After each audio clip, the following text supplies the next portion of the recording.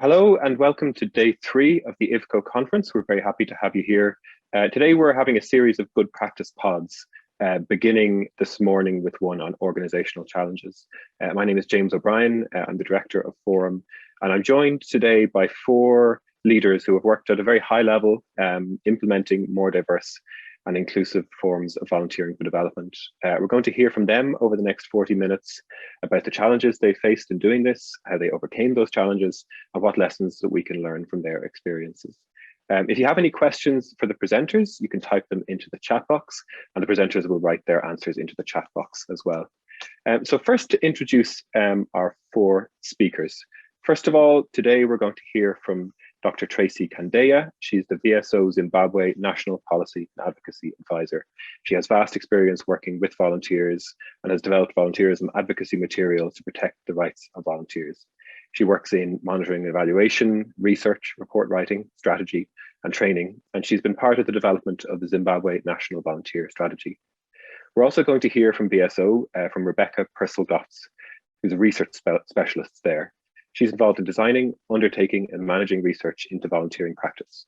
And this includes understanding how volunteering practice incorporates VSO's core approaches of social inclusion and gender, resilience, and social accountability. Rebecca is particularly interested in understanding how relational volunteering has evolved over time, and also in understanding how different types of volunteers work together to maximize impact. Our third speaker today is Dr. Josef Estermann. He has had a long career working in Germany, Peru, and Bolivia. He's currently the head of bases and research with Comundo. He teaches at the University of Lucerne in Switzerland, and he's a member of the board of Unité, the Swiss Federation of Personal Cooperation Organizations.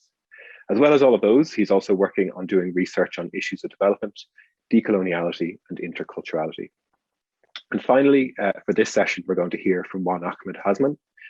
He's a member of the board of YSS in Malaysia, and he works also as the Chief Strategic Officer of a multinational corporation based in Malaysia.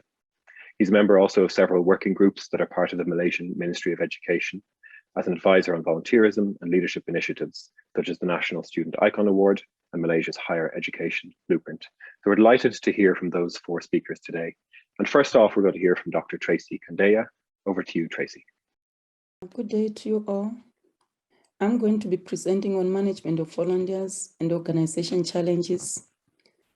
In the volunteer sector, there is no to limited research, leading to lack of or limited volunteerism information. And there's also limited systems to evaluate volunteer contributions. So much that most organizations, they do not measure the contributions of the volunteers, and they don't see the importance of measuring their contribution, despite the fact that the volunteers are the ones contributing to the Sustainable Development Goals. There is misconception about volunteerism.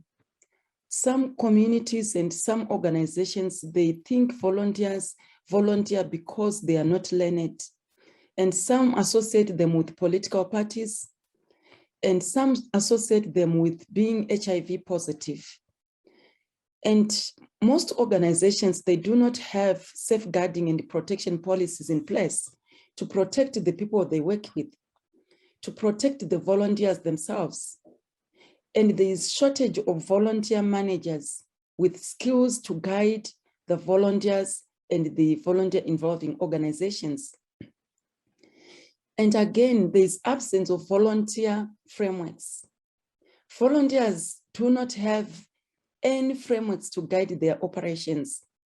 So much that this has resulted in poor coordination and networking. And there is also limited use of the volunteer systems in place. Those who have volunteer systems in place, such as safeguarding policies, human resources policies, they are not utilizing these policies for the benefit of the volunteers. You find that most volunteers, they don't even know about the existence of these policies which are in place.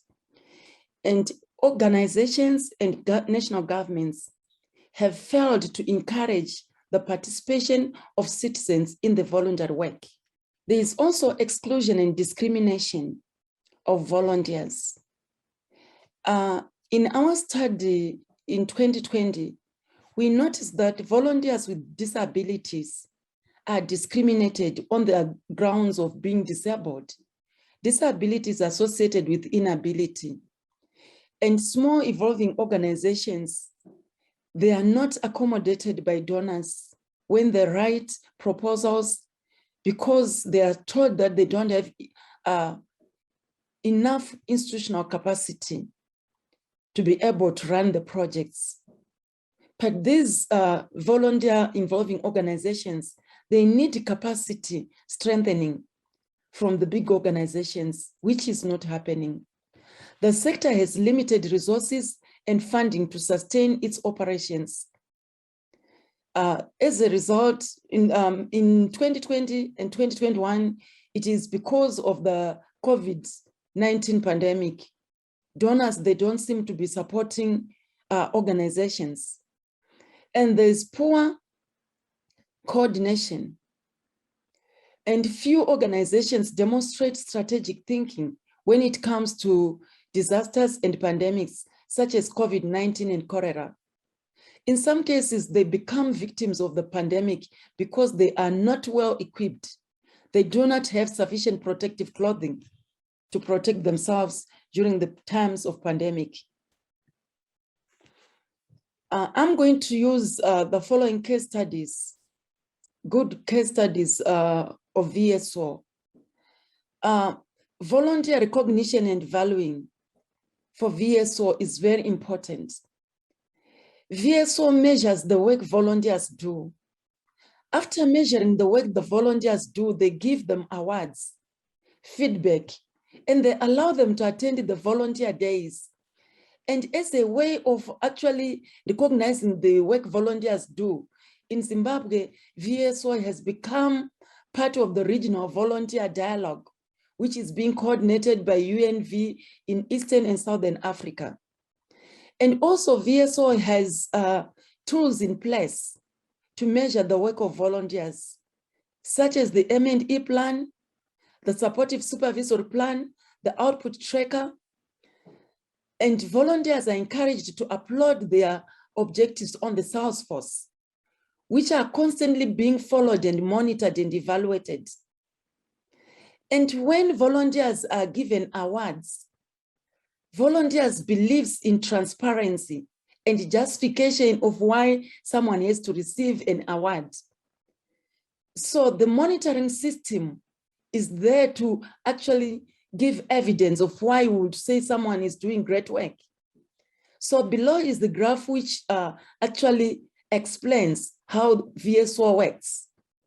M&E in accountability and learning tool, a balancing act. Because of the information in place, we are able to prove the work we will be doing. We are able to prove why we are giving someone an award. We are able to improve on the gaps we may have identified. And we are accountable because of the information we have. And we are also able to learn from the information we have as an organization. The second example of good practice for VSO is the people-first approach. VSO is people-centered. The primary actors, the volunteers, the stakeholders are given first priority in the work we do. People-to-people approach to development, and no one is left behind in the process. I'll use a case study of prison health projects in Zimbabwe. On my right-hand side, it's when VSO Zimbabwe and the inmates, female inmates, as well as the Zimbabwe Prison Correctional Facility officers came together to come up with a committee which would coordinate the services which are received by female inmates at Chikuru female prison. This has actually helped the primary actors to hold the service providers accountable, and they demand for services, and the officials, they make sure the services are provided in time.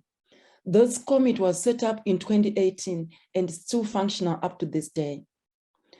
And on the other side, on the left-hand side, we have an example, we have a case study of the inmates, peer supporters, who are supporting their colleague inmates who are HIV positive by providing them with the peer education, the balanced diet. As you can see that they are even growing spinach to actually feed their colleagues. And this is all because of people first. They value the people. They put people first in place before they think of anything. And another case study is that of volunteerism advocates. VSO advocates for the rights of volunteers. An example in point is the situation where VSO partnered with UNV, Ministry of Youth, Higher Life, to actually come with the Zimbabwe National Volunteer Strategy and encouraged the participants to incorporate the global standards for volunteering for development issues in the National Volunteer Strategy. And VSO, in its process of advocating for good practice, it has also been encouraging volunteer involving organizations and government to apply the global standards in the work they do. And I'm coming to the VSO relational model. VSO relational model uses 5 dimensions of change. It mainstreams inclusion, participation, innovation, ownership, and inspiration. These relational models encourage the volunteers to use inclusion approach. The volunteers are using participatory approach in the development. They ensure that the communities are consulted and they participate in decision making. And when it comes to the designing of the project, the communities are involved as well. And volunteers are given an opportunity to be innovative in the work they do. And the relational model is also promoted a strong relationship between the community and the volunteers, as well as government and VSO itself. And the way VSO does its work has been inspiring other organizations to do the same, and inspiring also the volunteers to volunteer because they admire the way VSO is doing its work. Global volunteering standard themes. For VSO, it is important to see the relational volunteering and the V4D pathways along the global standard that is designed to prepare volunteers to be responsible and impactful during their roles in program implementation and policy engagement. Designing and delivering of V4D projects. In both the designing and delivering of V4D projects, volunteers in VSO are applying and demonstrating the 5-dimensional relational approach. And when it comes to duty of care, VSO is working closely with the volunteers and the primary actors. It presents a mutual and collective vulnerability to harm which can be mitigated using the relational dimension through volunteers, partners, and staff training on global standards. And when it comes to the theme of managing volunteers, in VSO, the relational dimensions are flourishing because volunteers are managed well with an understanding of initiation, orientation and engagement, and conclusion of volunteer placements in projects. Finally, I'm going to talk about measuring impact. In VSO, continuous learning through measurement of volunteer contributions has improved program design and put the right volunteers at the right time in the right place, resulting in impactful volunteering.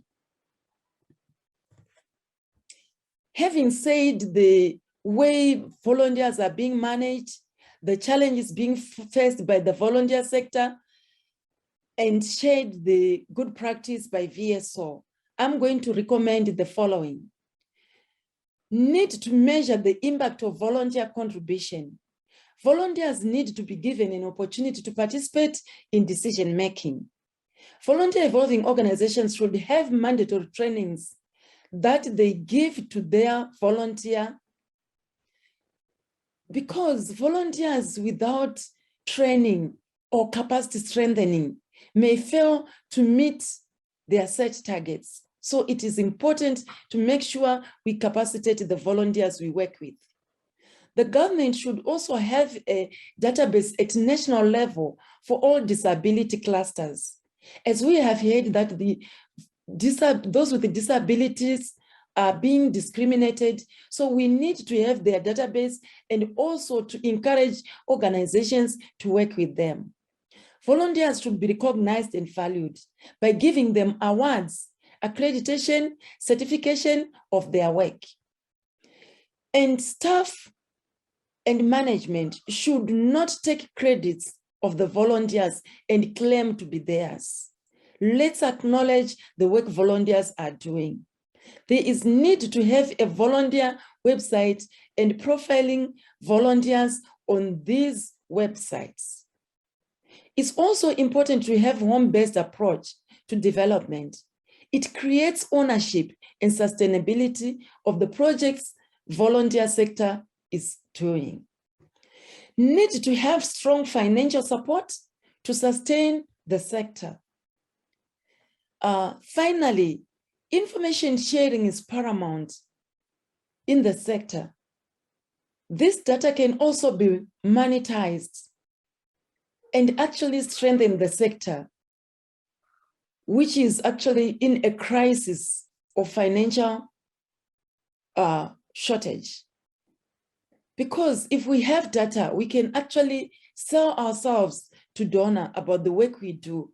We can share our institutional memory and donors will support us. Thank you. Asante sana, Tatenda. Karibu sana. Thank you so much, Tracy. It was really great to hear and to be given a tour of an approach to volunteering for development that integrates inclusion from the ground up. It was a really exceptional presentation. Next up, we're going to hear from Rebecca Pursell-Gotz, BSO's research specialist. Thank you, James, for that introduction. This presentation will focus on organizational challenges within the good practice part of understanding the contribution of community volunteering within emergencies. So the presentation is based on a methodology which involved 3 clear steps. The first was a review of published literature.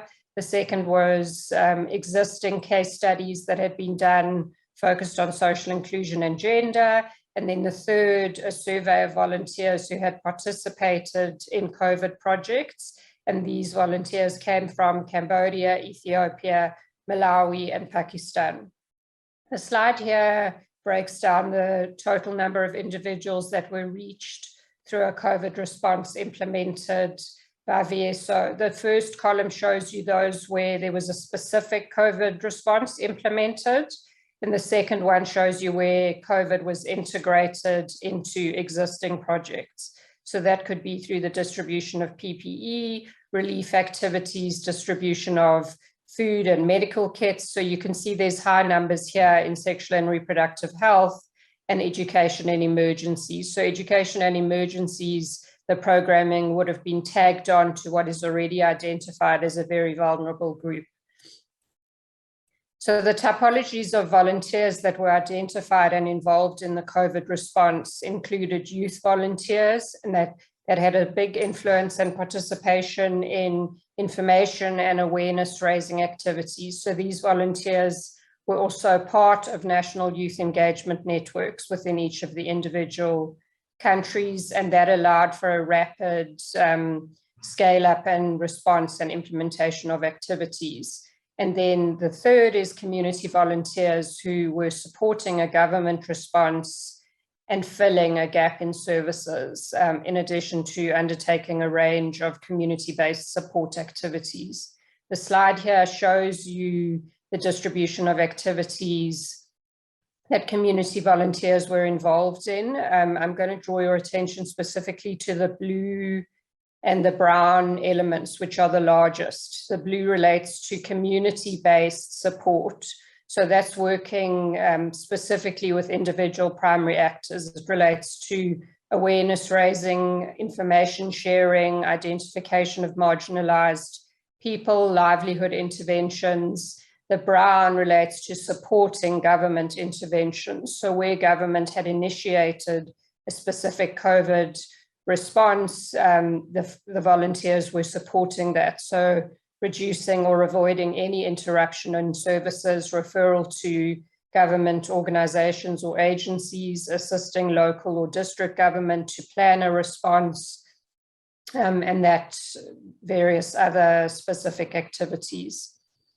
The survey also shows, based on the 54 volunteers who responded, what identifiers people thought enabled their volunteering experience. So this is a multiple response question, and it shows you that people identified a range. But the two very specific ones I'd like to draw your attention to are the purple bars.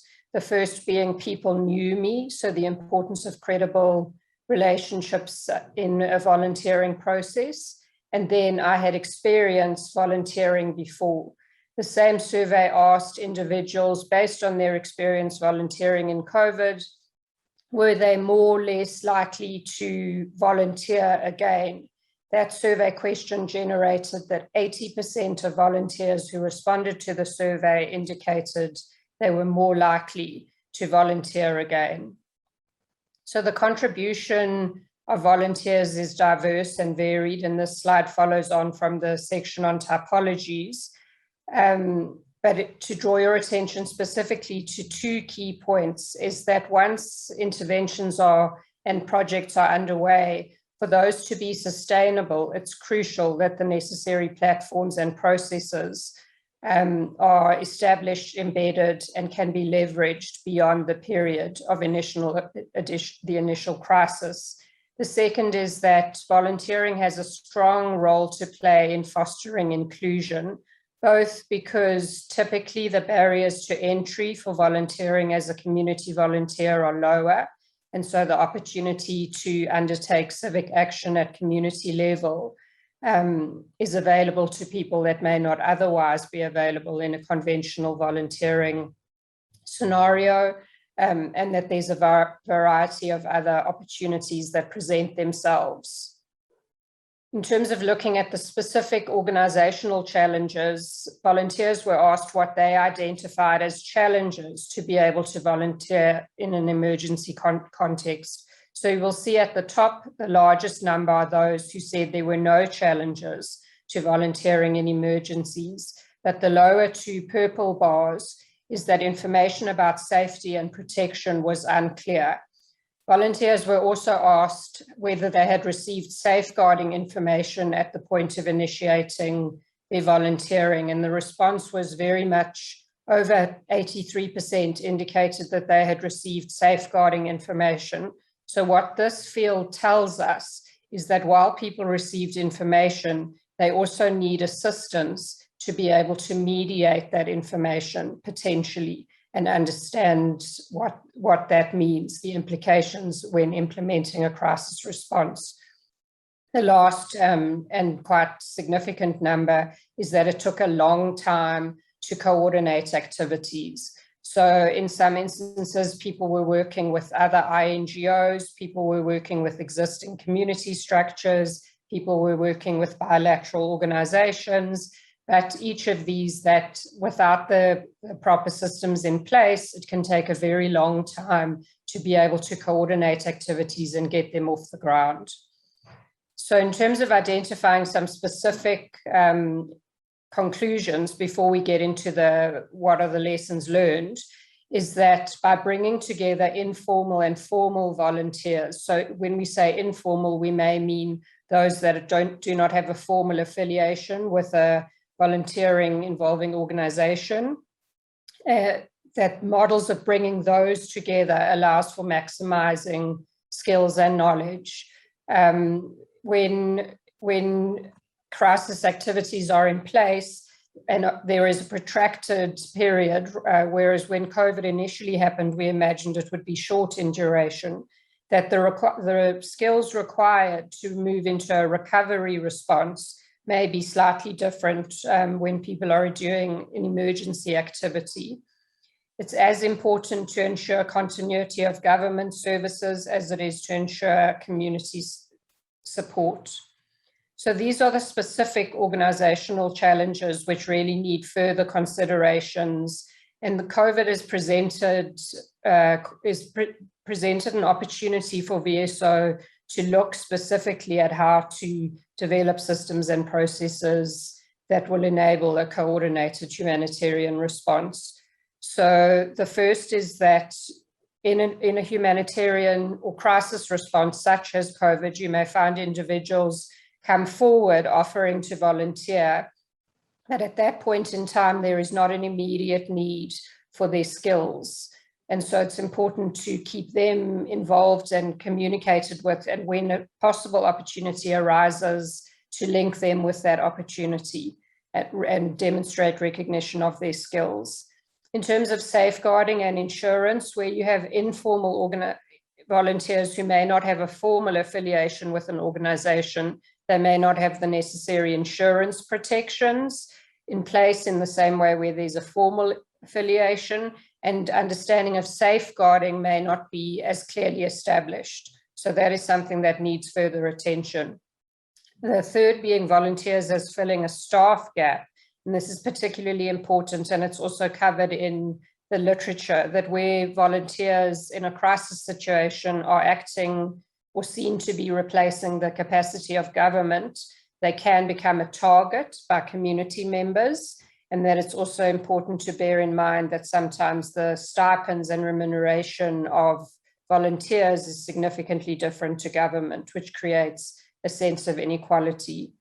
The very significant effect of working in emergencies is the risk of post-traumatic stress disorder, which can manifest much later than the period at which a person has volunteered. So it's important then to keep that in mind when supporting volunteers and keeping in contact. The need for psychosocial support to be available to primary actors and to other kinds of volunteers that may not be formally affiliated, recognition of contribution and acknowledgement. So where volunteers may not be receiving a stipend or an allowance, an acknowledgement of what they have contributed to an emergency response. It's the stereotypes which may exist about young people, and this is related to what their contribution can be and devaluing what they're able to give, and to be conscious of the kinds of skills that young people can bring to an emergency response, such as the use of mass media, awareness raising, radio, and the ability to rapidly mobilize networks. The last being that there is an impact on livelihoods of people who may be volunteering, whereas they may be giving up other income generation opportunities that they would otherwise be able to obtain. And so to recognize and acknowledge that sacrifice that people have made. Creating sustainable mechanisms to combat disasters. So that relates to the importance of ensuring that platforms continue and that committees continue to be in place beyond the period of initial response.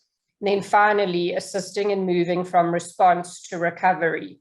COVID and the protracted nature of COVID has reminded us that we are no longer in an initial response. We now need to develop a protracted long-term response, which will look different in nature.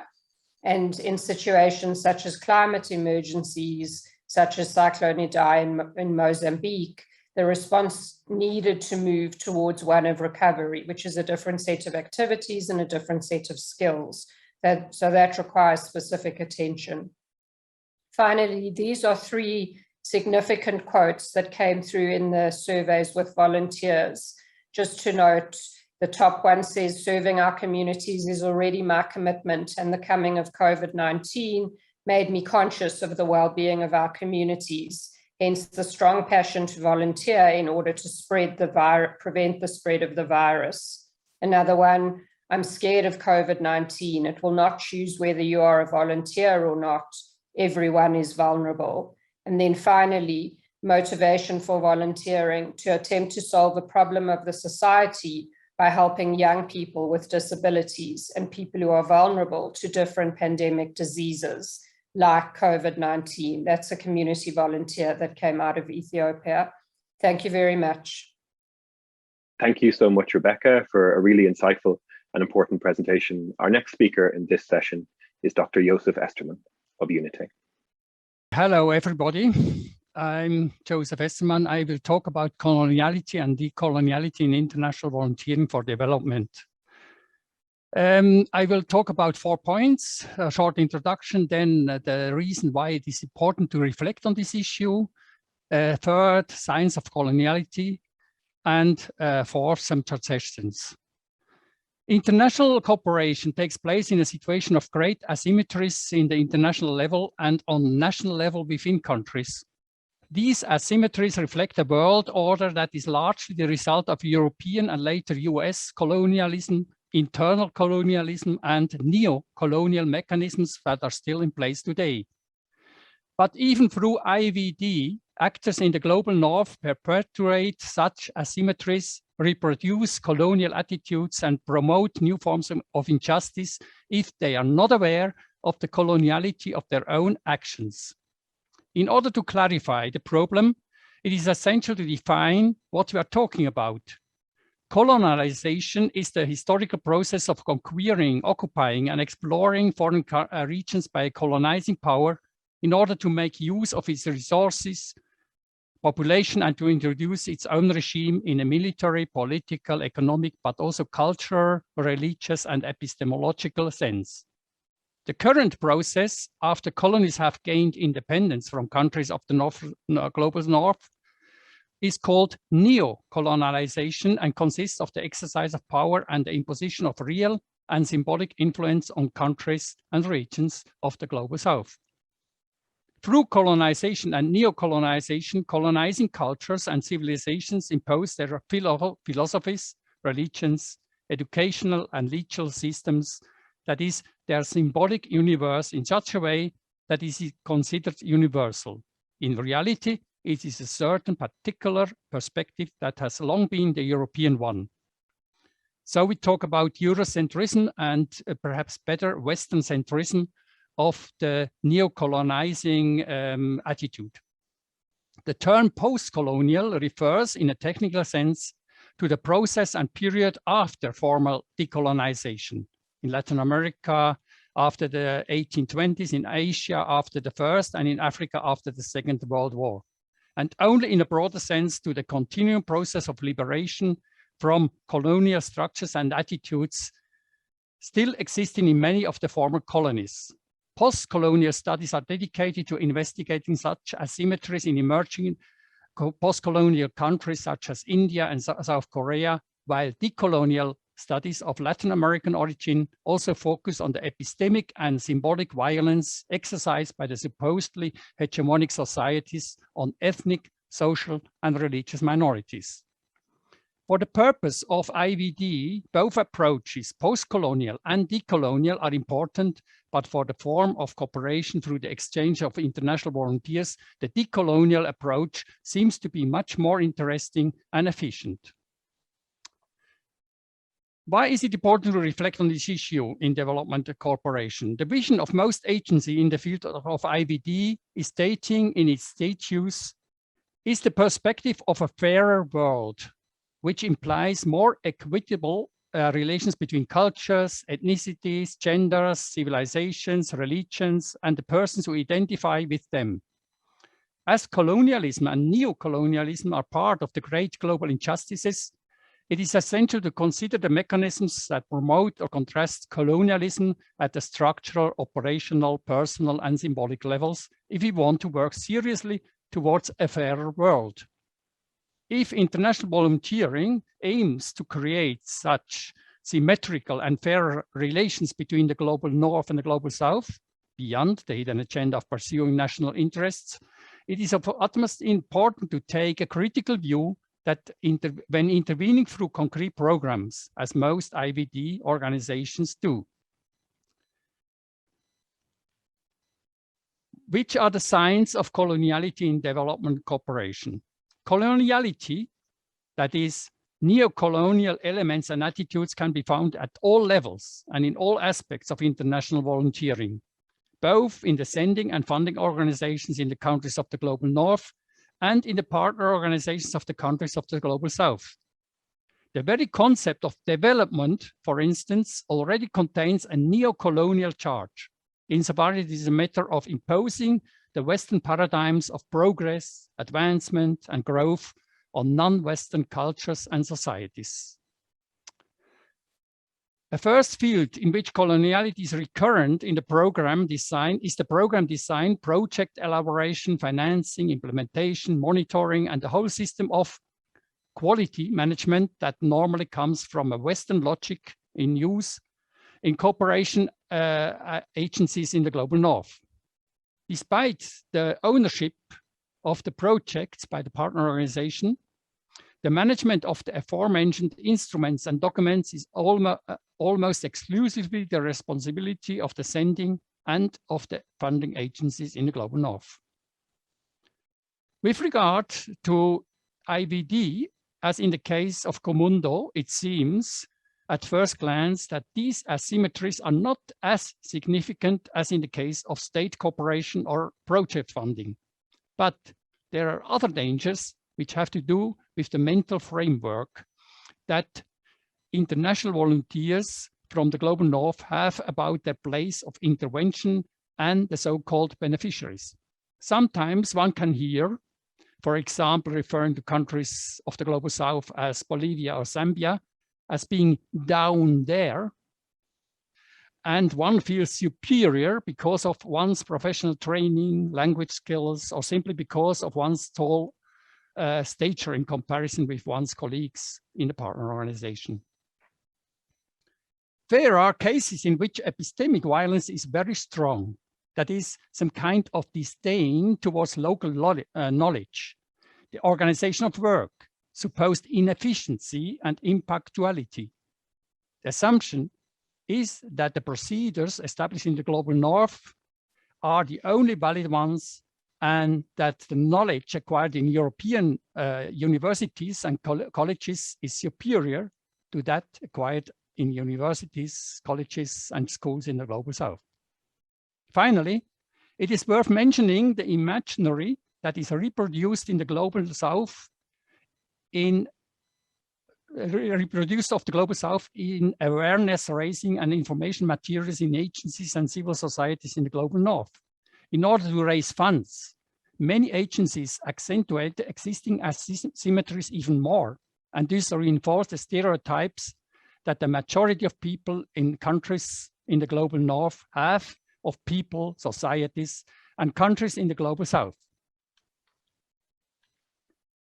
Some concrete suggestions for IVD organizations to become really decolonial.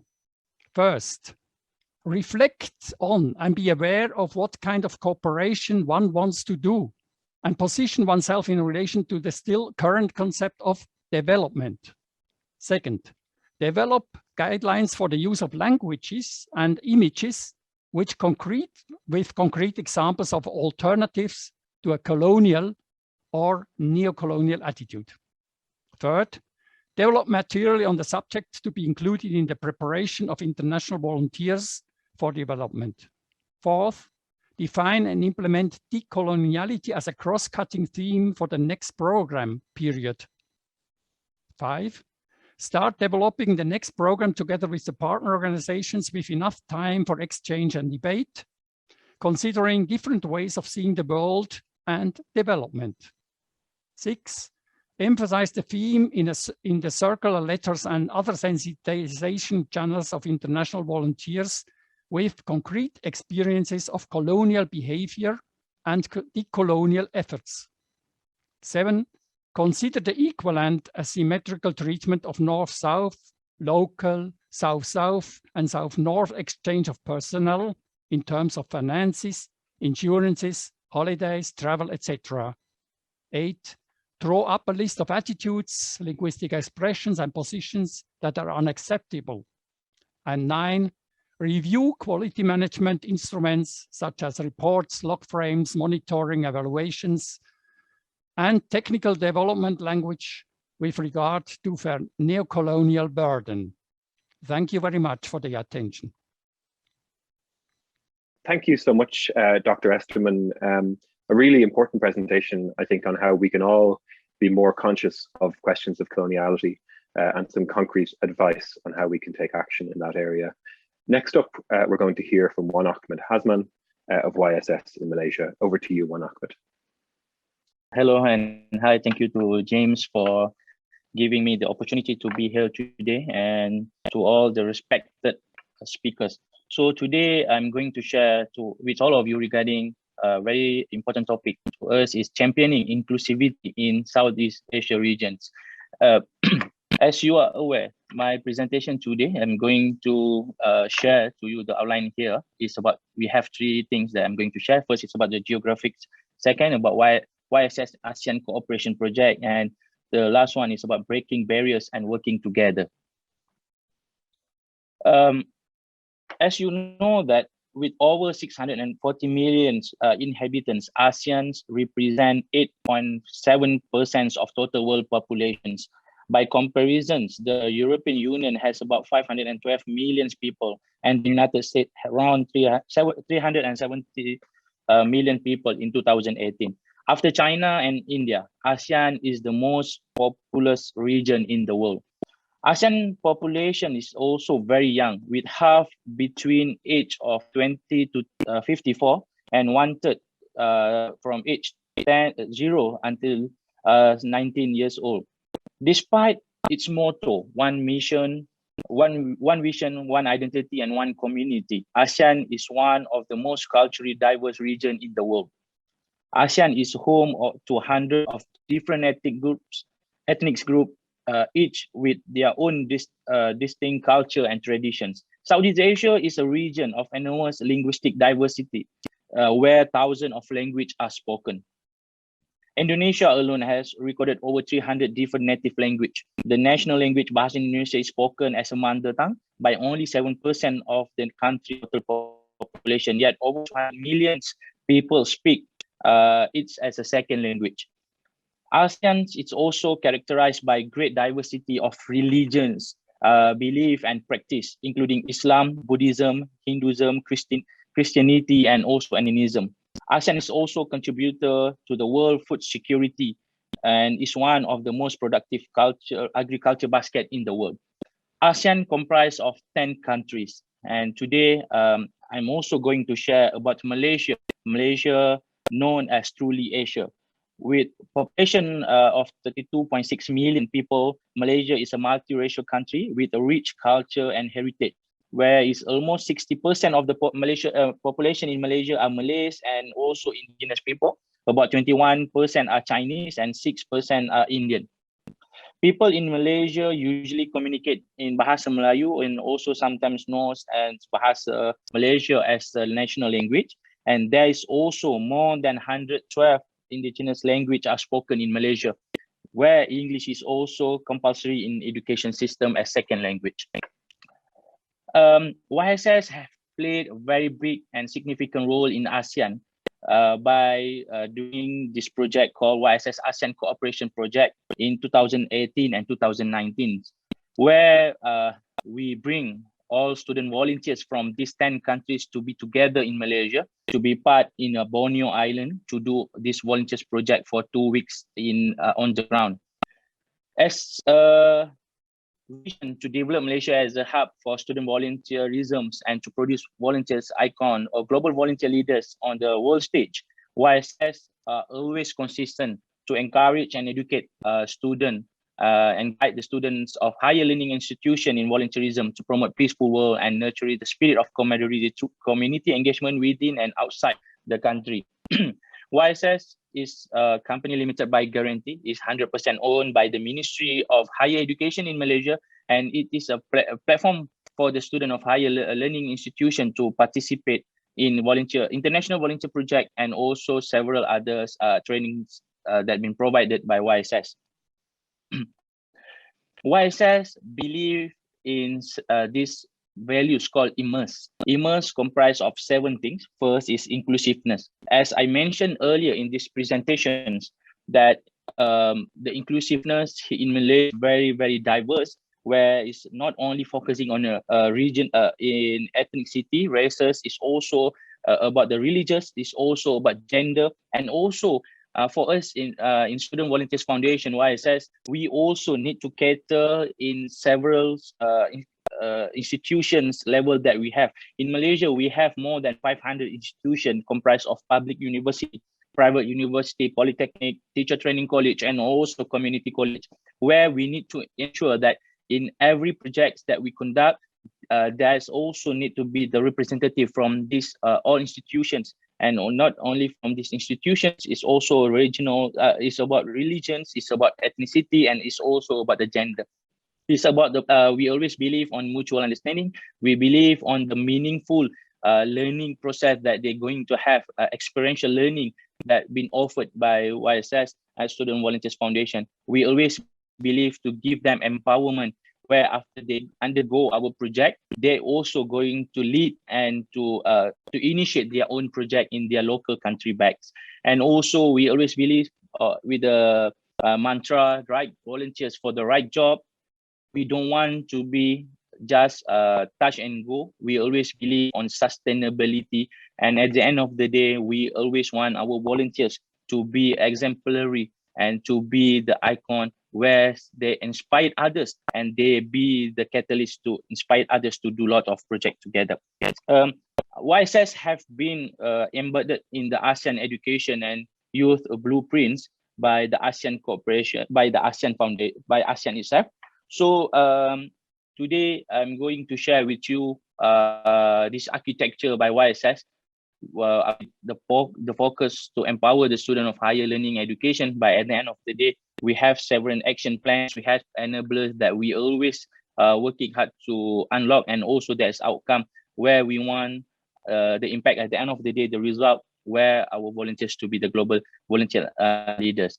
The biggest challenge that have been seen within these conceptuals of empowering volunteers in Southeast Asia is that there is very minimal exposure to corporate organization beyond ASEAN, and also that's not about the participate, it's also about to send volunteers. So we really looking forward by having a partnership with this with IVCO members and more organizations beyond ASEAN to get more participants to volunteers and to be linkages. Today, my presentation touch more on the unique thing than opportunity that ASEAN can offer to you, because we want to get more collaborations and we want to work more closely with other regions to be part of this wonderful journey. Today, before I end my sharing today, I'm going to share with all of you this wonderful video, what actually the volunteer does when they are on the ground, how the process of empowerment, how the process of inclusivity take part on the ground. So let me share to you this wonderful video.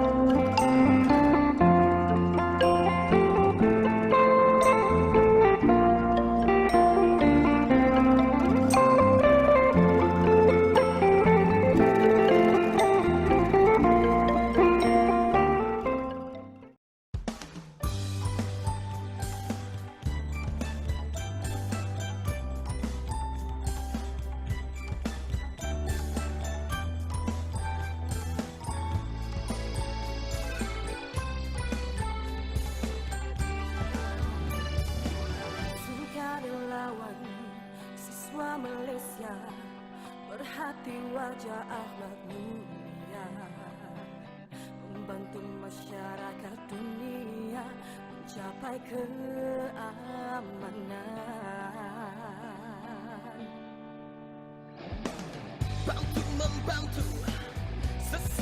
kita bekerja sama menuju jaya. Prihatin itu yang utama, semangat satu Malaysia. Ayo mahasiswa seluruh negara, hulurkan tanganmu. Kita bersatu, ikhlaskan jiwamu tanpa rasa jemu. Prihatin dan membantu, sukarelawan siswa Malaysia.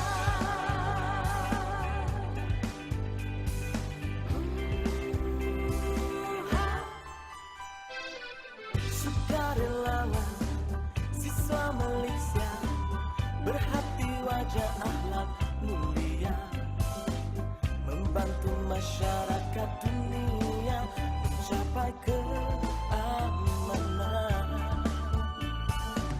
Bantu membantu sesama kita, bekerja sama menuju jaya. Prihatin itu yang utama, semangat satu Malaysia. Ayo mahasiswa seluruh negara, hulurkan tanganmu. Kita bersatu, ikhlaskan jiwamu tanpa rasa jemu. Prihatin dan membantu, sukarelawan siswa Malaysia. Sukarelawan siswa Malaysia. You only know yourself by doing volunteerism. The more you do volunteerism, the more you know yourself. And thank you very much and congratulations.